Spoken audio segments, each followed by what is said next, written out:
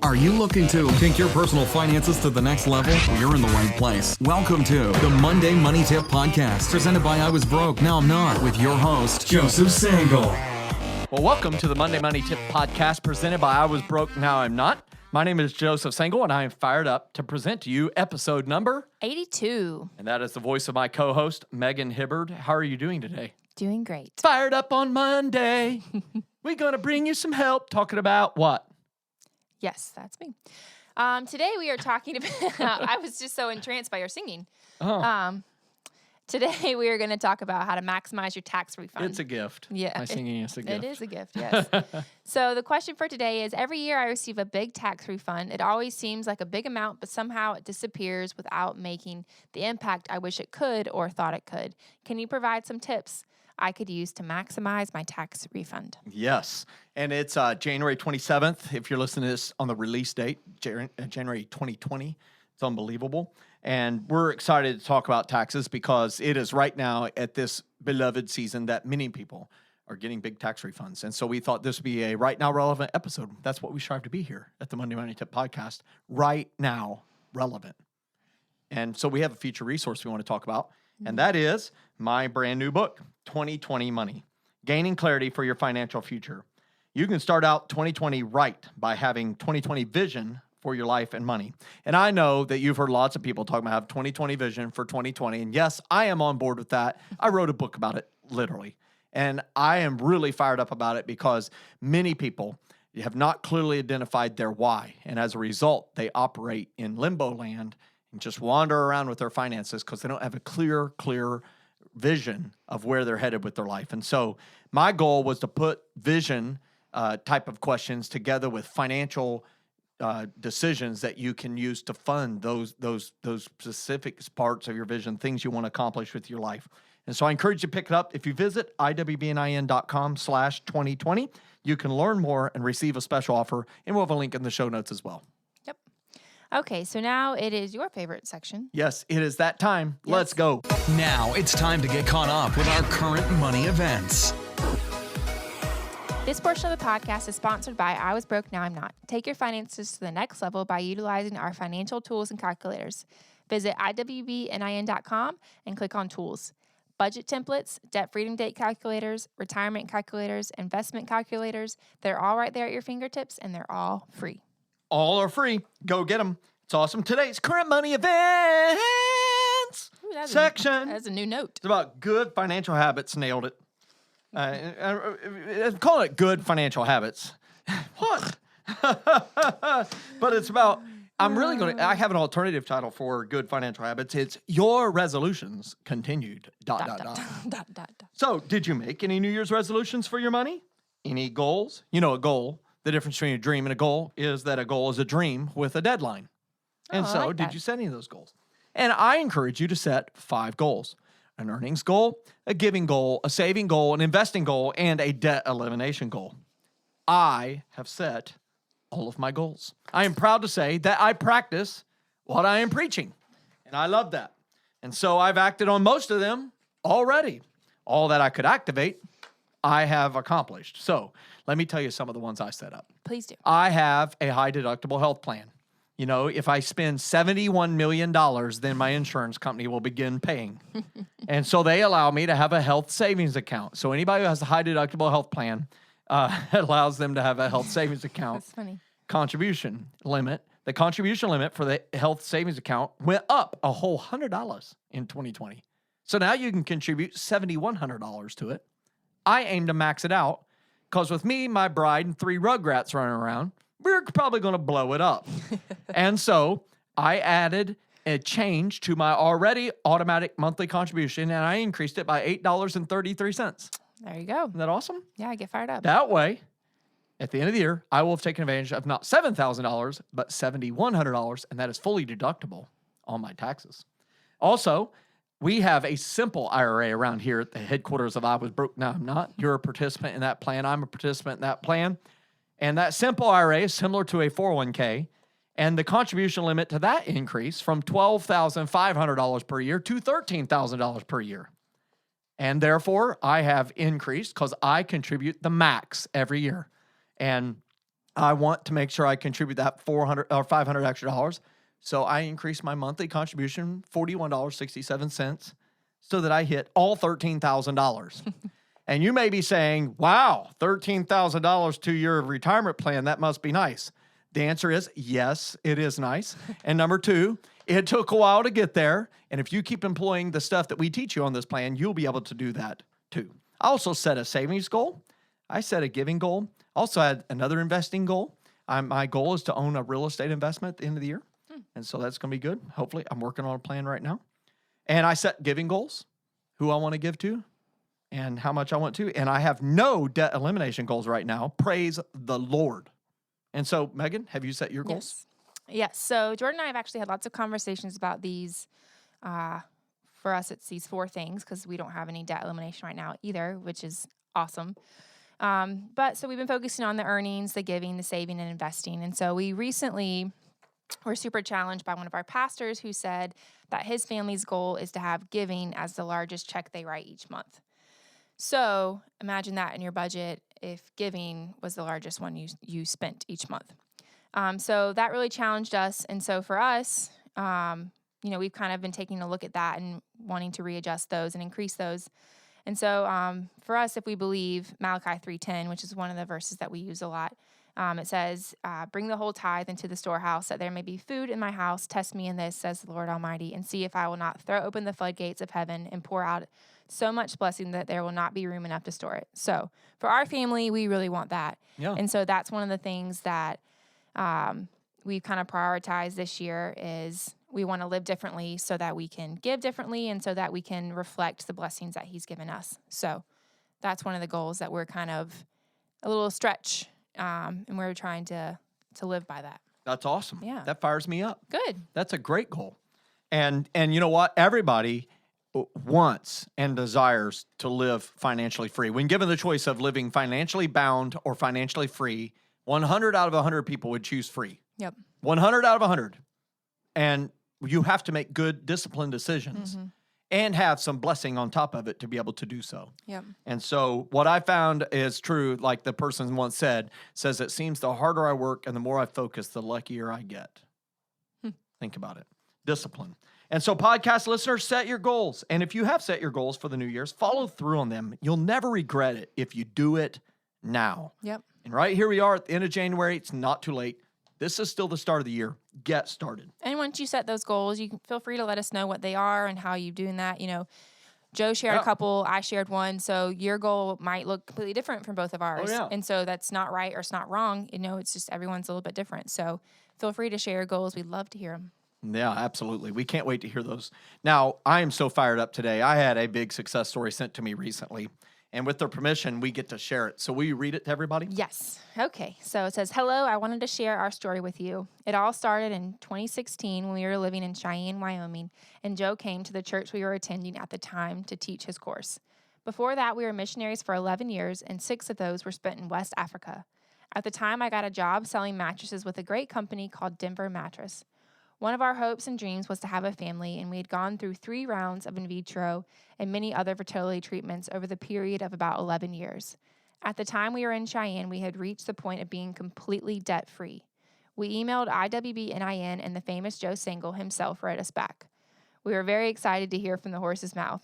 And it says, wait, I just called Joe a horse. Yes. A thoroughbred. Yeah, let's move on. We didn't want to get into. They wrote, let's move on. You didn't. That's good. But it's just, it sounds, I love it. Okay, so we didn't want to go into debt, but we wanted a family. We inquired as to your recommendation on taking out a loan to try to adopt. You responded saying that it was a worthwhile thing to take a loan out for. After some discussion and prayer, we decided to take a loan for $25,000 and try a 4th round of In Vitro one last time. Well, that time it worked, and God blessed us with a beautiful daughter.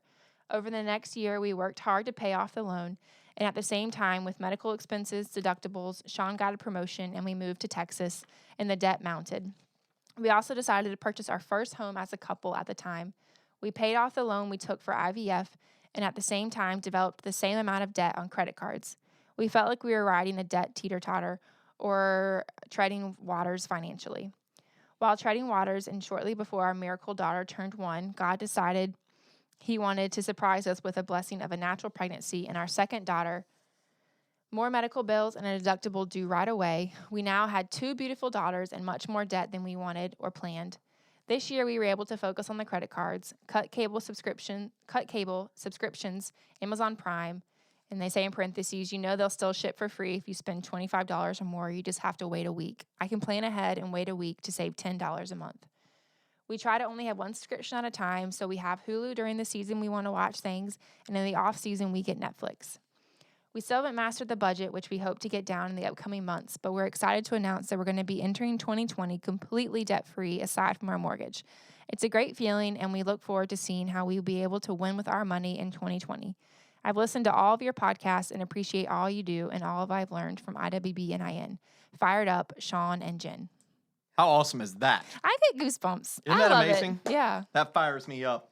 There's so many things that fire me up, and one of the things is you heard the question that they asked me, but way back in the day was, is it okay to borrow money to adopt a child? Yeah. And if many of you have heard my story, you know that Jen and I struggled with secondary infertility, which is we had a first child, and then my wife had a bunch of ovarian tumors and issues and challenges, and we could not have another child. So we had tried in vitro, and I understood we don't always get to choose how many children we have and exactly when we have them. Mm. They are indeed a blessing of the Lord. And so I told him, this is a desire of your heart. Time ticks away. Go for it. And that's why I did that. Because I believe that we go into debt for college, get a degree that's a worthwhile investment. Same is true for a child. No doubt about it. A child is that greatest blessing ever. You've learned that now with Logan. Oh, yeah. And I've learned it 3 times now with our overflow blessing that showed up in our life and another one. So here's what I know. They did that. They pursued a desire that I believe God had placed in their heart. They pursued it. He's provided them everything they needed, not just for the need they knew of then, but for the overflow blessing of a second daughter. That fires me up. And I just encourage each listener, these success stories are more about life and success in life than they are about money. Yeah. And when you get life rolling in the right direction and you're pursuing your dreams, you're pursuing all that God has for you, watch out, because he's going to show up and do what only he can do. And that is the greatest blessing of all. And so to God be the glory. And we're fired up for you too, Shawn and Jenn. Thanks so much for taking the time to share your amazing success story with us. And have fun raising those 2 crazy daughters. I love it. Yeah. Okay, so for our featured question for today, it says, every year I receive a big tax refund. It always seems like a big amount, but somehow it disappears without making the impact I wish or I thought it could make. Can you provide some tips I could use to maximize my tax refund? Yes. Now, I will say, it seems like all these questions are questions that, I could have written in 15, 20 years ago and would have been very helpful to me because I always got a big tax refund. It always seemed like a big amount, and somehow it always disappeared without making any impact. This is you 15 years ago. Yeah, other than a big dent on my head, it felt like, and a lot of frustration. So here are some tips that I would just say is, maximizing your tax refund. Now, getting a tax refund. Now, that's been a big argument for a lot of people. You're giving the government an interest-free loan if you get a big tax refund. It's one of the arguments for tax preparers and financial professionals saying you shouldn't do that. You could use that money through the year, and use it better. But I would say, when interest rates collapsed about 10 years ago, if you put it in savings, you're giving the bank an interest-free loan. They pay basically nothing unless you use one of the banks we recommend, and it's still almost nothing, 1.7% or so as of the time we speak. And so I don't buy that. Here's what I know. It gives you the opportunity to have a large sum of money that you could do something powerful with. So if you can live month to month very well and get by, and then you get that big chunk of change, it can be kind of a forced savings plan that creates discipline for you. And that's a wonderful thing. So knowing that, how do you maximize your refund once you get it? Number 1, don't pre-spend it. Don't pre-spend the refund. What does that mean to pre-spend it? Have you ever pre-spent something, Megan? No, I'm sure. This is where money's coming to you, so you just go ahead and spend it before you get it. Yeah. So by the time the money arrives, the tax refund has already been spent on Christmas, a car down payment, 17 towels, 321, little other things. And when the money shows up, it's already pre-spent. It is dead on arrival. They are dead presidents, most of them. You know, Ben Franklin wasn't president. Neither was Andrew Jackson. But Honest Abe on the $5 bill and George Washington on the $1, they were.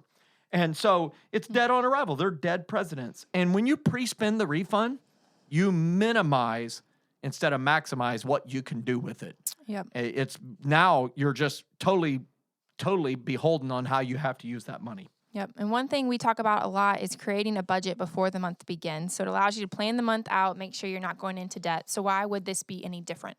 You know, it's a large sum of money that's coming to you. Why would you not want to plan it out? And we're going to talk about exactly how to do that in one of our steps. So stay tuned. Oh, this is where I'm going to get fired up now because I'm going to start preaching. Preacher Joe's going to show up. You know, I can't wait. I haven't preached in about 2 months. But I'm getting a preach in Arkansas coming up right after I record this podcast. And then I'll be in Cheyenne, Wyoming again. And then we're going to go to a lot of other places. You can see us under the CR Team Live link on our website. But here's what I know. Proverbs 21:5 says, the plans of the diligent, they lead to profit, money left over. As surely as haste leads to poverty. Let me just say the verse as it stands. The plans of the diligent lead to profit, as surely as haste leads to poverty. And I submit to you, if you do not plan the spending before you receive it, and you do not diligently follow the plan, that there will not be profit, that is hasty, and it will lead to poverty. So my question for you that is you're listening to this podcast and you get a refund every single year, how do you use your refund? Do you plan it, like for real, and then do you diligently follow the plan? Or do you just run out there and say, I can use it for this, I can use it for this, I can use it for that. You pre-spend it, and by the time you get it, you've spent it 4 different times, but there's only one refund. And then you feel like you're in poverty. Yeah. So to listen to that wisdom in that great proverb, it's in there for a reason. It's powerful. The plans of the diligent lead to profit. That's what we're saying. Don't pre-spend it like for real. Pre-spend it on paper in a budget. Number 2, use the ladder. You were going to say something there. Yeah, I feel like when you pre-spend it, it takes a good thing and turns it to a bad thing. So you have this good thing that's coming to you that you could spend on X, Y, and Z, but you've already spent it. So then that is well said. Yeah, disheartening. Like this good thing becomes a bad thing, and I think maybe that's why it has the biggest negative emotion with it because it should be a good thing. Yeah. Hey, by the way, this applies to bonuses. Anytime by extra money, we're just saying this taxes since it's this season. So the second thing is use the I was broke, now I'm not ladder because it's a guide. And it will help you make the most impact with those tax refund dollars. Do you have a month's worth of expenses in your savings account, which is rung number 2? If not, that's your first step. Fund that emergency fund. Well, Joe, that's boring. I don't get to have something nice. Let me tell you, I can tell you that most people, ask your spouse if they think it's boring to have money in savings. I bet you if the one that's saying it's boring is a spender. Yeah. It's the saver who gets ran over by the spender. And I know that because I'm the spender. And I will tell you, when I saw the power the savings would provide, security, confidence for my bride, it gave me the fervency necessary to save it and made me joyful about saving it. It's a huge accomplishment to have savings. Most of your friends, if you're listening to this podcast, most of your friends have no savings. So don't be like them. You know, change your future. Climb this ladder. If you do have a month's worth of expenses in your savings account, look at rung 3. Are you contributing to your company retirement account enough to receive the full company match? If so, you can use this tax refund to enable you to increase that monthly contribution to that full match. If you are done with rungs number 1 through 3 and you still have non-house, non-business debt, then it's time to crush that debt. Kill it. You know, with the debt snowball, the smallest one you have remaining, maybe you can pay off 1 or 2. Man, that'll make huge progress for you. Maybe you've went all the way up the ladder to rung number 7 and you're working on paying off the house or business debt if you have it. Then you can use this extra money to help pay off the house. And so use the I was broke, now I'm not ladder. Yep. So there's a picture of it on the screen if you're watching on YouTube. If not, we'll include a link in the show notes where you can go and download it. But we've really created this resource to be super easy for you to follow. So it's been tested. It works. If you follow it, you'll be able to make significant progress towards living your fully funded life. And I mean, rung number 9, living a great life. So who doesn't want that? And you'll find the whole climb is a great life if you follow it in order. And so after you've not pre-spent the refund and you use the ladder, you've identified your next step, then I encourage you to use the tax refund mini budget. The tax refund mini budget. Once you filed your return, you know how much money is coming your way, so plan it before it arrives. Now, this mini budget is different from a regular budget because it allows you to create 2 or 3 different ways to utilize the money. And that money is that thinking through alternative ways allows you to see this thing called opportunity cost. And the hint here is that the first way you think you want to use this tax refund money is usually not the best, nor does it maximize its use. It is merely what is most urgent or top of mind. And so by challenging yourself, hey, and if you're married, get with your spouse and let them have one of those extra budgets because it allows you to hear what each other would like to spend it on.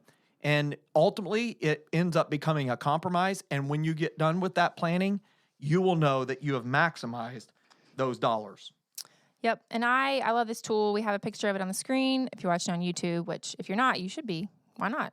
But we'll also include a link to it in the show notes. It's super helpful, and it truly allows you to see the different ways that you can spend the money. So maybe, like Joe was talking about before, you're on rung number 2, you're saving 1 month of expenses. So in this, with this mini budget, you could plan some of that money towards that, but maybe you also want to save for an upcoming vacation, or maybe you have a home renovation project that you want to do.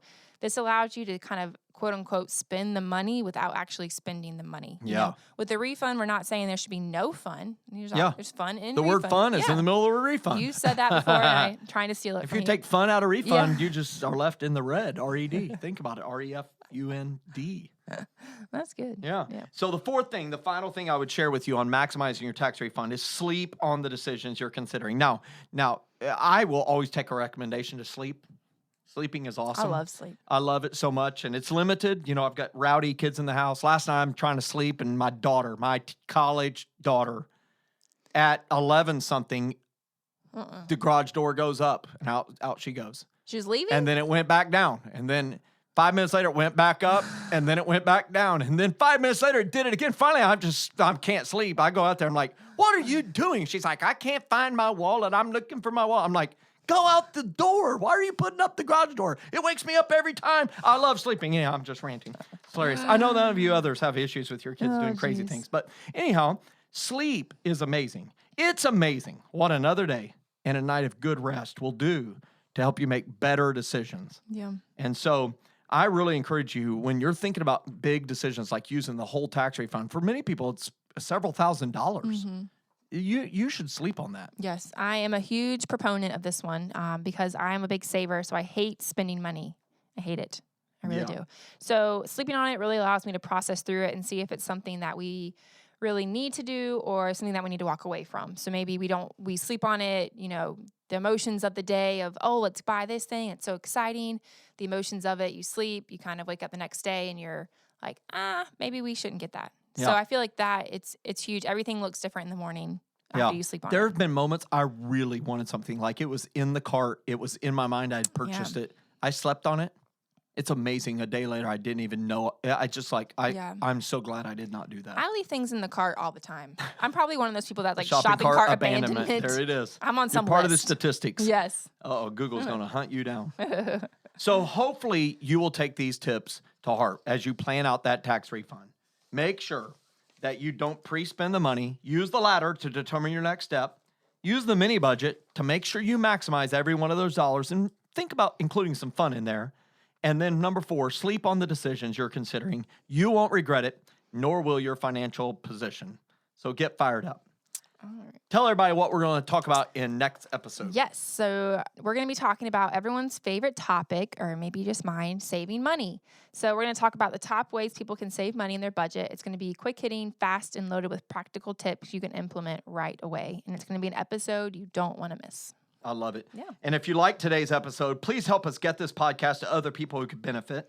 You can do this by quickly rating our podcast, leaving a review, talking to your friends, your neighbors, your coworkers. Go ahead and install the app and subscribe to it on every single friend's phone. Just do it. Go ahead and do that. These ratings and reviews and your snooping around on their phone, putting my podcast on there will be great. Will help us make our podcast better for our listeners. And if you've implemented one of our tips, please share your success stories with us by emailing it to info@iwbnin.com. And so as we finish up this episode of how to maximize your tax refund, I would just encourage you to think about this. If you get all of your finances in order and you climb up the ladder and you're living a great life, think about what you could do with money that shows up, like tax refunds, like bonuses, all the extra money. Think about the good you could do in this world and let that power you and fuel you up your climb up the ladder. We'll see you next time, next Monday. Get fired up.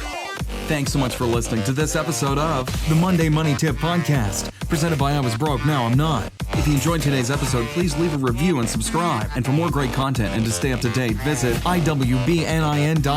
We'll catch you next time.